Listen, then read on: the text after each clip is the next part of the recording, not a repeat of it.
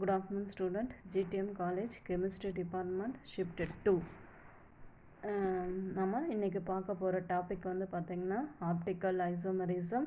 Optical isomerism அப்படின்றது வந்து பார்த்திங்கன்னா ஒளியியல் மாற்றியம்.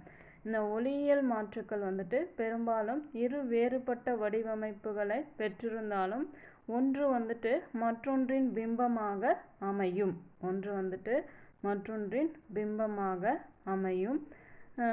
இந்த சேர்மங்கள் வந்துட்டு தள விளைவுற்ற ஒளியை சுழற்றும். இந்த சேர்மமானது தள விளைவுற்ற ஒளியை சுழற்றக்கூடிய தன்மையை பெற்றிருக்கும். இந்த பிம்பங்கள் வந்து பார்த்தீங்க அப்படின்னா ஒன்றின் மேல் ஒன்று மேற்பொருந்தாது. நம்மளுடைய இரு கைகளை போல். அதே மாதிரி நம்ம செப்பல் யூஸ் பண்ணுறோம் இல்லையா, அது ரெண்டுமே வந்து ஒன்றோடு ஒன்று ஃபிக்ஸ் ஆகாது இல்லையா, அந்த மாதிரி இதனுடைய பிம்பமானது ஒன்றின் மேல் ஒன்று மேற்பொருந்தாது. இந்த ஒளியியல் மாற்றியத்தை வந்துட்டு முதல்ல கரிம சேர்மங்களில் வாண்ட் ஆஃப் லீப்பல் என்ற அறிவியல் அறிஞர்கள் வந்து பார்த்திங்கன்னா சயின்டிஸ்ட்டு 1874 கரிம சேர்மங்களில் ஒளியியல் மாற்றியத்தை பற்றி எக்ஸ்பிளைன் பண்ணுறாங்க. என்ன சொல்ல வராங்க என்ன சொன்னாங்க அப்படின்னு பார்த்தீங்கன்னா, எல்லா கரிம சேர்மங்கள்லேயும் கார்பனுடைய இணைதிறன் வந்துட்டு 4. எல்லா கரிம சேர்மங்கள்லேயும் கார்பனுடைய இணைதிறன் வந்து பார்த்திங்கன்னா 4. ஆனால் 4 பிணைப்புகளும் நான்முகியின் 4 மூலைகளில் காணப்படும். இதுதான் வந்து பாருங்கள், இந்த டயக்ராம் வந்து பாருங்கள், first one and second one. சென்டராக நீங்கள் வந்துட்டு மிரர் வச்சு பார்த்தீங்க அப்படின்னா செகண்ட் ஸ்ட்ரக்சர் மாதிரி கிடைக்கும். அதுதான் முதல் அமைப்பினுடைய ஆடிபிம்பம், இரண்டாவது அமைப்பு. நம்ம பார்த்துருக்கோம். மீத்தேனுடைய அமைப்பு வந்து பார்த்திங்க அப்படின்னா டெட்ராஹைட்ரல் ஸ்ட்ரக்சர், அதாவது நான்முகி வடிவம். கார்பனுடைய 4 இணைதிறன்களும் வந்துட்டு நான்முகியினுடைய 4 மூலைகளில் காணப்படும். ஓகேவா? நான்முகியினுடைய மையத்தில் வந்து பார்த்திங்கன்னா கார்பன் அணு இருக்கும். நான்முகியினுடைய மையத்தில் வந்து பார்த்திங்கன்னா கார்பன் அணு வந்துட்டு இருக்கும். இந்த மாதிரியான அமைப்பில் வந்து பார்த்திங்க அப்படின்னா ஒளி சுழற்றக்கூடிய பண்பு தோன்ற காரணமாக இருப்பது. இந்த மாதிரியான அமைப்பில் ஒளி சுழற்றக்கூடிய தன்மைக்கு காரணமாக இருக்கிறது வந்து பார்த்திங்கன்னா கார்பனில் இணைந்திருக்கக்கூடிய வெவ்வேறான 4 அணுக்களோ அல்லது தொகுதிகளோ காரணமாக அமைகிறது. ஓகேவா? இந்த சேர்மத்தில் பார்த்தீங்க அப்படின்னா கார்பனுடைய 4 இணைதிறன்களும் நான்முகியினுடைய 4 மூலைகளில் காணப்படுகிறது. நான்முகியினுடைய மையத்தில் வந்து பார்த்திங்கன்னா கார்பன் அணு இருக்குது. இது வந்துட்டு இந்த கரிம சேர்மமானது ஒளி சுழற்றக்கூடிய தன்மை பெற்றிருக்கு அப்படின்னா அதற்கு முக்கியமான காரணம் கரிம சேர்மத்தில் இருக்கக்கூடிய கார்பனில் இணைந்திருக்கக்கூடிய 4 வேறுபட்ட அணுக்களோ அல்லது தொகுதிகளோ காரணமாக அமைகிறது. அப்படி இதுதான் வந்து பார்த்திங்க அப்படின்னா ஒளி சுழற்றும் பண்புக்கு காரணம். இங்கே பாருங்க, ஃபஸ்ட்டில் சென்ட்ரலில் இருக்கிறது கார்பன். அதுக்கு 4 இணைதிறன்களும் வந்து பார்த்திங்கன்னா நான்முகியினுடைய 4 மூலைகளில் காணப்படுது. நம்ம இந்த டயக்ராமில் இந்த படத்துலேருந்து நம்ம என்ன தெரிஞ்சுக்கலாம் அப்படின்னு பார்த்திங்கன்னா, ஒன்று வந்து மற்றொன்றின் பிம்பமாக இருக்குது. ஒன்று வந்து இன்னொன்று மற்றொன்றின் பிம்பமாக காணப்படுது. அதே மாதிரி ஒன்று வந்துட்டு மற்றொன்றின் மீது மேற்பொருந்தாது. ஓகேவா? இமேஜின் இதை எடுத்து அப்படியே ஃபிக்ஸ் பண்ணி பாருங்கள். ஏ மட்டும்தான் ஃபிக்ஸ் ஆகும், பின்ற இடத்துல டி வரும், டின்ற இடத்துல பி வரும். ஓகேவா? அப்போது ஒன்றின் மீது மற்றொன்று மேற்பொருந்தாது. ஓகேவா? இந்த மாதிரி 4 வெவ்வேறு அணுக்களோ அல்லது தொகுதியையோ வந்துட்டு கொண்டிருக்கக்கூடிய கார்பனுக்கு சமச்சீரற்ற கார்பன் அல்லது கைரல் கார்பன் அப்படின்னு பேர் கொடுக்குறாங்க. அதாவது கார்பனில் இணைந்திருக்கக்கூடிய 4 வெவ்வேறான அணுக்கள் அல்லது தொகுதிகள். ஓகேவா? ஒரு கார்பன் வந்து பார்த்திங்கன்னா அதனுடைய 4 இணைதிறன்களும் வெவ்வேறான அணுக்களால் இணைந்திருக்கலாம் அல்லது தொகுதியால் இணைந்திருக்கலாம். அந்த மாதிரியான கார்பனுக்கு வந்து பார்த்திங்க அப்படின்னா சமச்சீரற்ற கார்பன் அல்லது கைரல் கார்பன். சமச்சீரற்ற கார்பன் அல்லது கைரல் கார்பன்.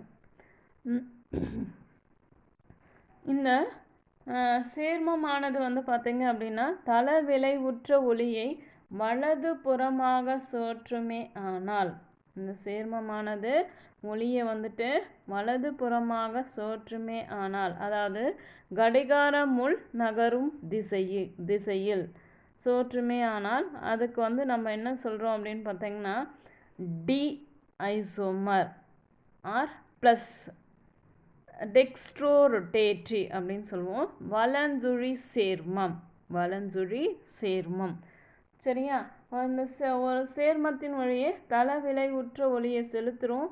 அந்த சேர்மமானது இடது புறமாக ஒளியை சோற்றுமே ஆனால், அதாவது கடிகார முள் சோற்றும் திசைக்கு எதிரான திசையில் சோற்றுமே ஆனால் அந்த மாதிரியான சேர்மத்தை வந்துட்டு இடஞ்சுழி சேர்மம் LR நெகட்டிவ் லீவோ ரொட்டேட்ரி இடஞ்சுழி சேர்மம் என்று அழைக்கலாம். ஓகேவா? இந்த சேர்மத்தில் வந்து பார்த்தீங்க அப்படின்னா கைரல் கார்பன் எந்த ஒரு கரிம சேர்மமாகட்டும் அதில் கைரல் கார்பனுடைய எண்ணிக்கை 1 அல்லது அதற்கு மேற்பட்டு இருக்கலாம். 1 அல்லது அதற்கு மேற்பட்ட கைரல் கார்பன் வந்துட்டு இருக்கலாம். இங்கே பாருங்க, ஃபர்ஸ்ட் ஒன் வந்துட்டு லாக்டிக் ஆசிட். ஃபர்ஸ்டில் இருக்கிறது லாக்டிக் ஆசிட். இந்த லாக்டிக் ஆசிடில் ஸ்டார் போட்டிருக்கு இல்லையா, அந்த ஸ்டார் போட்டது எல்லாமே வந்து பார்த்தீங்க அப்படின்னா கைரல் கார்பன். இந்த பாருங்கள், ஃபஸ்ட்டு ஒன் கார்பனுடைய வேலன்சி 4மே வந்துட்டு வெவ்வேறாக இருக்குது. ஒன்று வந்து மெத்தில், இன்னொன்று வந்துட்டு OH, இன்னொன்று வந்து HCOOH. இது வந்து பார்த்திங்க அப்படின்னா லாக்டிக் அமிலம் ஃபஸ்ட்டு ஒன். செகண்ட் ஒன் வந்து பார்த்திங்க அப்படின்னா கிளிசரால்டிஹைட். இதுலேயும் ஸ்டார் போட்டிருக்குலையே, அந்த கார்பனில் 4 இணைதிறன் இணைந்திருக்கும். 4மே வந்துட்டு வெவ்வேறாக இருக்குது. ஒன்று வந்து ஹைட்ரஜன், இன்னொன்று வந்து CH2OH, இன்னொன்று வந்து OH, இன்னொன்று வந்து பார்த்தீங்கன்னா ஃபோர்த் ஒன் வந்து CHO. அப்போது 4மே வந்துட்டு வெவ்வேறாக இருக்குது. தேர்ட் ஒன் வந்துட்டு ஃபினைல் மெத்தில் டியூட்ரியோ மீத்தேன். இதுலேயும் ஒரு கைரல் கார்பன் இருக்குது. ஃபோர்த் ஒன் வந்துட்டு ஆல்ஃபா ஃபினைல் எத்தில் குளோரைட். இதுலேயும் வந்து ஒரு கைரல் கார்பன் இருக்குது. இதெல்லாம் எக்ஸாம்பிளுமே வந்துட்டு கைரல் கார்பன் இருக்கக்கூடிய சேர்மமாக நமக்கு வந்துட்டு எக்ஸாம்பிளாக நமக்கு கொடுத்துருக்காங்க. நெக்ஸ்ட்டு வந்துட்டு சீர்மை உறுப்புக்கள் எலமெண்ட்ஸ் ஆஃப் சிமெட்ரி. சீர்மை உறுப்புக்கள் எலமெண்ட்ஸ் ஆஃப் சிமெட்ரி. இந்த சேர்மம் வந்து பார்த்தீங்க அப்படின்னா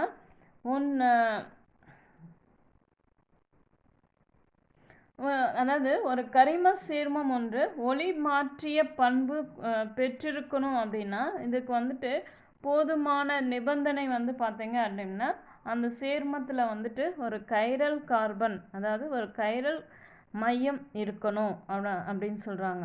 அதாவது ஒரு கரிம சேர்மம் ஒன்று நமக்கு வந்து எந்த ஒரு கரிம சேர்மமாகட்டும் அதனுடைய அந்த சேர்மமானது ஒளி மாற்றிய பண்பு பெற்றிருக்கணும் அப்படின்னா அதுக்கான நிபந்தனை என்ன அப்படின்னு பார்த்திங்கன்னா ஒரு கைரல் கார்பனாவது இருக்கணும் அப்படின்னு சொல்கிறாங்க. ஆனால் முக்கியமான நிபந்தனை வந்து பார்த்திங்க அப்படின்னா மூலக்கூறு முழுவதுமே வந்துட்டு சீர்மையற்றதாக இருக்க வேண்டும். மூலக்கூறு முழுவதுமே வந்து பார்த்திங்க அப்படின்னா ஹோல் மாலிகுல் வந்துட்டு அசிமெட்ரிக்காக இருக்கணும் அப்படின்றாங்க. சீர்மை அற்றதாக இருக்கணும். அதை நம்ம எப்படி தெரிஞ்சுக்கிறது அப்படின்னு பார்த்திங்கன்னா ஒரு மூலக்கூறில் வந்துட்டு சீர்மை பண்பு இருக்கா இல்லையா அப்படின்னு சொல்லிட்டு நம்ம பார்க்கணும். ஒரு மூலக்கூறில் வந்துட்டு சீர்மை பண்பு இருக்கா இல்லையா அப்படின்னு நம்ம பார்க்கணும். அதுக்கு என்னெல்லாம் எலமெண்ட்ஸ் ஆஃப் சிமெட்ரி, சீர்மை உறுப்புக்கள் அப்படின்னா என்ன அப்படின்னு பார்த்தீங்கன்னா, நம்பர் 1 பிளேன் ஆஃப் சிமெட்ரி, சீர்மை தளம். நம்பர் 2 சென்டர் ஆஃப் சிமெட்ரி, சீர்மை மையம். Number 3 alternating axis of symmetry, அச்சுத்தள சீர்மை, அச்சுத்தள சீர்மை அல்லது மாறி மாறி வரும் அச்சு மையம் அப்படின்னு கூட நம்ம சொல்லலாம். ஓகேவா? இப்போ நம்பர் 1 வந்து பார்த்தீங்க அப்படின்னா பிளேன் ஆஃப் சிமெட்ரி. இதில் வந்துட்டு இந்த சீர்மை பண்புகள் 3 சொன்னோம் இல்லையா? Plane of symmetry, centre of symmetry, alternating axis of symmetry. இதில் ஏதேனும் ஒரு பண்பு வந்துட்டு ஒரு மூலக்கூறில் இருக்குது அப்படின்னாலும் அந்த மூலக்கூறு வந்து பார்த்திங்கன்னா சீர்மை பண்பை பெற்றிருக்கும். இந்த 3த்தில் ஏதாவது ஒரு பண்பு இருந்தாலும் கூட அந்த சேர்மமானது சீர்மை, சிமெட்ரிக் அப்படின்னு சொல்கிறாங்க. அப்போது அந்த மூலக்கூறு வந்து பார்த்திங்க அப்படின்னா அதனுடைய ஆடி பிம்பத்தோட மேற்பொருந்தக்கூடிய தன்மையும் வந்துட்டு இருக்கும் அப்படின்னு சொல்கிறாங்க. எனவே இந்த மூலக்கூறுகள் இந்த மாதிரி இதில் 3 பண்புகளில் ஏதாவது ஒன்று இருந்தது அப்படின்னா அந்த மூலக்கூறுகளுக்கு வந்து பார்த்திங்க அந்த மூலக்கூறு வந்துட்டு தள விளைவுற்ற ஒளியை சுழற்ற இயலாது. தள விளைவுற்ற ஒளியை வந்துட்டு அது சுழற்ற இயலாது. இது வந்துட்டு ஒளி மாற்றியமாகவும் இருக்க வாய்ப்பு இல்லை, ஒளி மாற்றியமாக இருக்க முடியாது அப்படின்னு சொல்கிறாங்க. இந்த 3 சீர்மை உறுப்புக்கள் இந்த 3 பண்புகளில் ஏதாவது ஒரு பண்பு ஒரு சேர்மத்துக்கு இருந்தாலும் கூட அந்த சேர்மமானது ஒளி சுழற்றும் பண்பை பெற்றிருக்காது. அதே மாதிரி ஆப்டிக்கல் ஐசோமர்ஸாகவும் இருக்க வாய்ப்பு இல்லை, ஒளி மாற்றியமாகவும் இருக்க முடியாது அப்படின்னாங்க. நம்பர் 1 வந்துட்டு பிளேன் ஆஃப் சிமெட்ரி.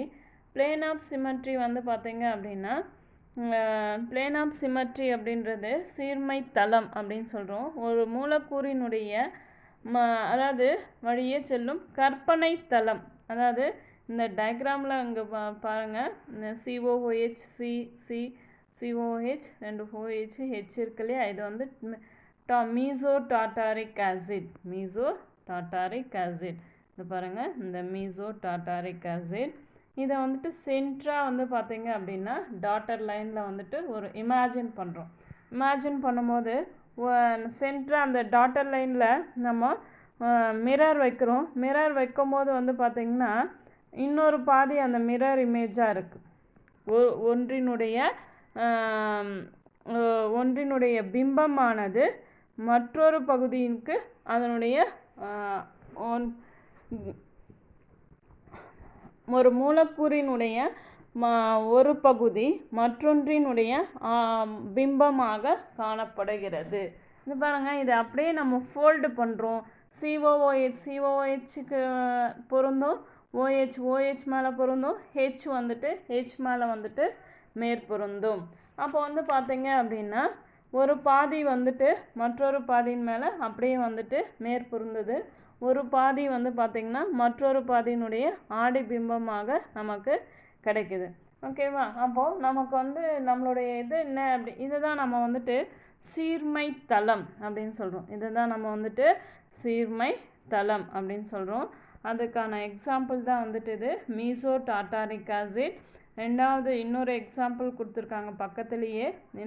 இதையும் பாருங்கள், டாட்டர் லைன். இதை அப்படியே ஃபோல்டு பண்ணிங்கன்னா ஒன்று இன்னொன்றுத்தின் மீது மேற்பொருந்தும். அப்போது இது வந்துட்டு நமக்கு வந்து பார்த்திங்க அப்படின்னா ஒளி சோற்றும் பண்பை பெற்றிருக்காது, சீர்மை தளத்தை வந்துட்டு பெற்றிருக்கு.